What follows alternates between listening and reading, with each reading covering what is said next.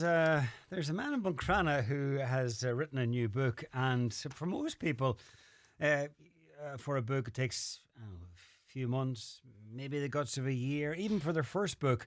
Well, in this case, it's taken 37 years to finish.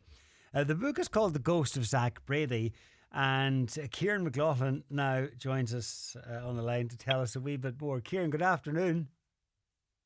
Good afternoon, John. How are you? Good, good. Now, 37 years. Why did it take you so long to get the book together? Where has it been for all Well, those 37 years?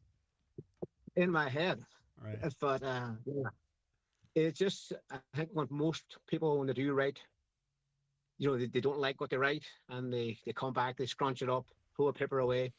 I've done that for a long, long time, John, until last year. Uh, we were in a musical, Grease Paint Productions, Christmas Carol, and I met a man called McLaughlin. He's a director in LA. He does films. He's a scriptwriter. So we got talking, and he asked me, what did I do? Like, what did I ever dabble in anything? So I told him I'd done a bit of writing, but a couple of short stories years ago, but nothing too much. So we Hmm. got talking more, and I told him I had 2 chapters done. And he goes, why only 2 chapters? I said, well, when I get to far as 4 chapters, I kind of scrap them, and I don't think it's good enough. So he says, okay, send me the 2 chapters. And I was thinking, oh God, this guy's a director, he's a script writer. I'm thinking, I go, no, no, no, no, you wouldn't like it, And I go, send me it. So I sent the email to Enda, and at 5:30 that night AM, he sent an email back to me and says that I've got to keep writing. He loved it. So that was it. That was last September. So from then to November, I read the 10 chapters. And I had to thank Enda McLaughlin for that, because he was the driving force behind me. He gave me a final push after 37 years, John. Right. So, and then in the end, all it took was 2 months to get it finished, or to write most of it. Exactly. Well, more or less, yeah. Yeah. Because the story was in my head since I was 15 years old, and probably that final push, whatever. I mean, I don't know if you ever heard of imposter syndrome, but that's what I had for a long time, and I just thought this story it's not good enough. It's not going to do any, you know what I mean? So in my head, it was no, no. So thanks to Anda, he got me the final push, and he took me over the line.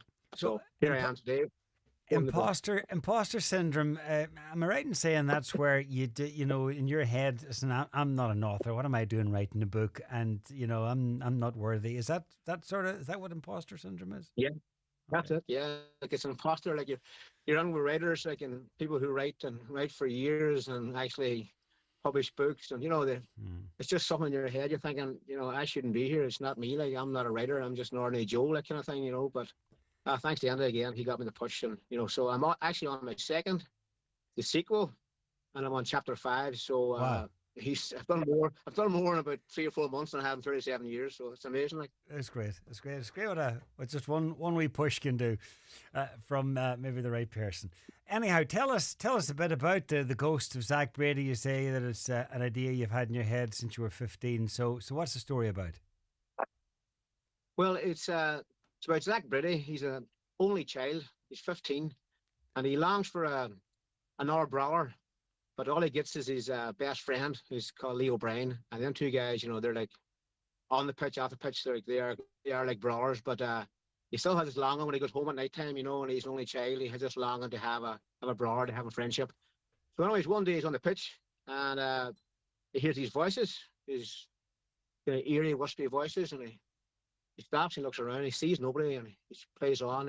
He hears the voice again, and it says, "Get to the penalty spot, go to the penalty spot." So he's like, he walks up, jogs up, and he hears it again.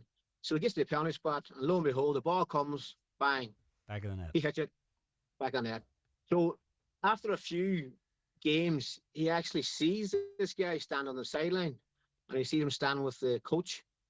So after a few more games, he kind of goes over to the coach and says, "Who's that guy standing beside you? Is he the guy from our team?" Or he's, "What guy?" So nobody hears him, nobody sees him, only Zach. And they kind of strike up a friendship, and he kind of gets to know why he's here and how long, where he's been. But for everybody he asks, can you hear what he says? Can you see him?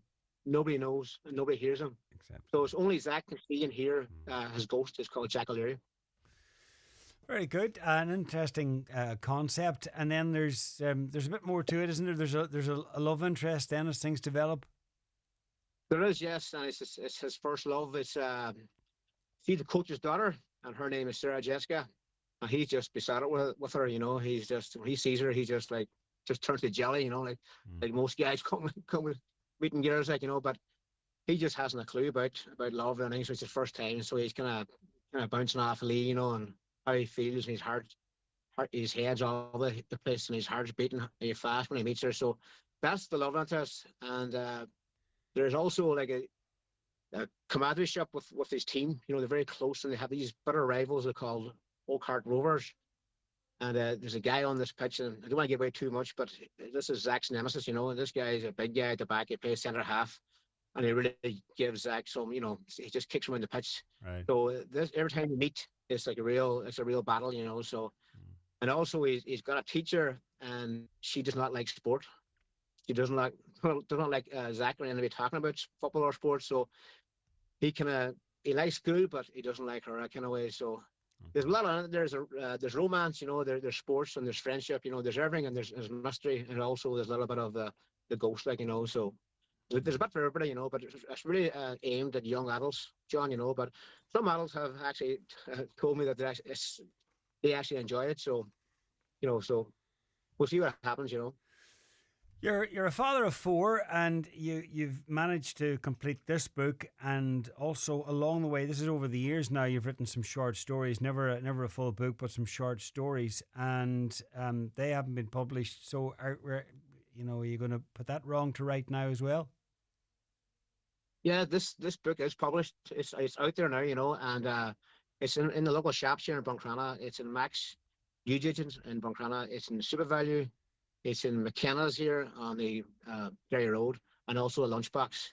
And it's online, John. It's on Amazon, Goodreads, Waterstones, B&N. It's all on major outline. It's all the online bookstores, So yeah. And you're already well through the second book. But what about the short stories you've written along the way? Where are they just resting in a cupboard somewhere? They actually, I cannot find them. It's amazing. I went there the weekend to see if I can find them. Now, can you imagine, John, when you're 15, you have a copybook, and you open the copybook, and you open the middle pages, and you have these 4 pages, So what I done was I would place my hand on the front page, and then the 3 pages then would be the story.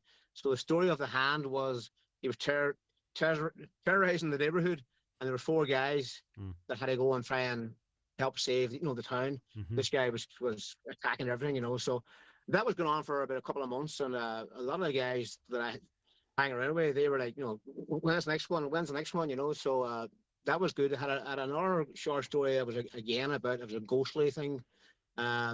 Didn't really come off as well as I wanted, but I actually really wanted to tell a story about Zach. I kept coming back to Zach Brady, and that kind of took my eye off that. But I also wrote a few poems, but again, I can find nothing when you look for it. But I guarantee it'll turn up now tomorrow or something when I don't need it. But yeah. But you might need to find them the way your creative juices are flowing at the minute. Yeah, it's amazing, because again, talking to Enda, I always said to Enda, I probably use it as an excuse. I said to him, "It's writer's block," and he goes, "No such thing, There's no writer's block." He says, "Take a 10-minute break and go back." He says that's just an excuse. So probably was an excuse for me, just one of many. Just stop, and not write the book, because I didn't believe that I was good enough. I wasn't on the level of any other writer, which he says that's like, people do feel that all the time. It's not just me. It's a lot of writers he talks to. He says that they get the same thing. And he said most people who start writing a book don't finish it. So he says you're one, and you're one in so many, And I go, wow, I'm just so happy.